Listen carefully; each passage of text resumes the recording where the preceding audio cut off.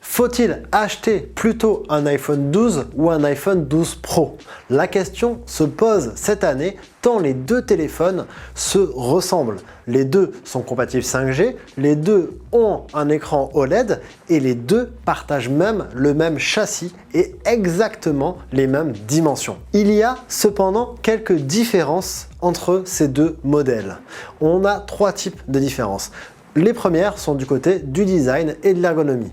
On va avoir un iPhone 12 un peu plus léger que l'iPhone 12 Pro puisqu'il ne fait que 164 grammes quand la version Pro en fait 189. On va avoir également des finitions qui sont légèrement différentes avec un dos en verre brillant sur l'iPhone 12 et un dos en verre mat dépoli sur l'iPhone 12 Pro. Le deuxième type de différence concerne la RAM et le stockage. On a 4 Go de RAM et à partir de 64 Go de mémoire interne sur l'iPhone 12 quand l'iPhone 12 Pro commence avec 6 Go de RAM et 128 Go de mémoire interne. Il est possible d'obtenir la même capacité de stockage sur l'iPhone 12, mais pas la même RAM. Enfin, le troisième type de différence concerne la photo.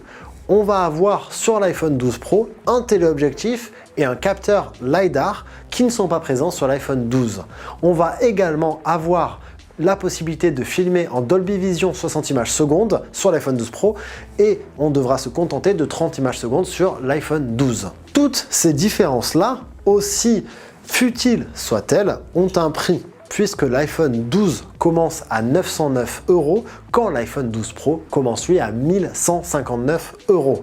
À stockage égal, donc 128 Go de mémoire interne, l'iPhone 12 est vendu 959 € et l'iPhone 12 Pro 1159 €, donc cela fait plus que 200 € de différence. Alors comment choisir? Concernant l'ergonomie et le design, c'est à vous de décider. Concernant la RAM et le stockage, c'est pareil, puisque est-ce que vous aurez réellement besoin de 128 Go de mémoire interne et est-ce que vous avez besoin de 6 Go de RAM? Pour le coup, l'iPhone 12 Pro est le premier iPhone à avoir plus de 4 Go de RAM.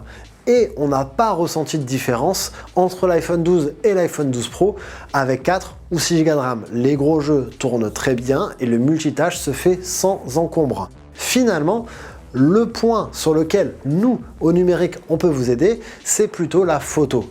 On a donc décidé de comparer les photos prises avec le téléobjectif 2x de l'iPhone 12 Pro et les photos prises avec le module principal de l'iPhone 12 zoomé numériquement en 2x pour voir si ce module téléobjectif était réellement pertinent. On est bien obligé de dire que c'est le cas. On a des photos qui, de jour comme de nuit, sont mieux exposées, sont plus détaillées et sont plus agréables à regarder. Cependant, les photos prises avec l'iPhone 12 en 2x ne sont pas non plus illisibles. Apple maîtrise son algorithme, maîtrise son traitement d'image et on a des photos qui restent à peu près exploitables. Oui, nous enfonçons en quelque sorte une porte ouverte, cependant cette différence-là vaut sur l'iPhone 12 Pro 200 €. C'est important et il faut peut-être bien se poser la question, est-ce que vous en avez besoin avant de vous le procurer ?